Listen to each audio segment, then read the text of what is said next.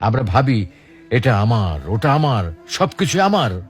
কিন্তু আপনি যখন এই পৃথিবী ছেড়ে চলে যাবেন, আপনার মৃত্যু হবে, তখন এই দুনিয়ার কোনো কিছুই কিন্তু আপনার সাথে যাবে না।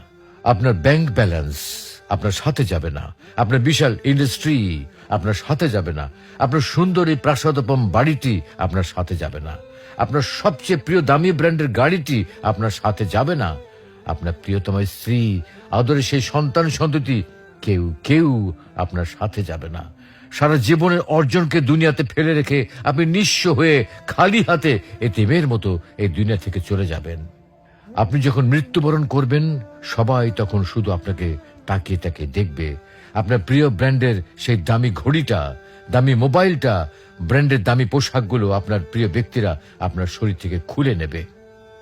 আপনাকে আপনার প্রিয় বেডরুমে সেই সুন্দর পালঙ্ক হতে মসজিদ থেকে আনা খাটিয়ার উপরে রাখবে। আজকে আপনার সেই প্রিয় বিছানাটাও আপনাকে ছেড়ে যেতে হচ্ছে। এই মুহূর্তে আপনার নামও পরিবর্তন হয়ে গিয়েছে। আপনাকে কেউ আর নাম ধরে ডাকছে না। আপনার নতুন নাম হয়েছে কি?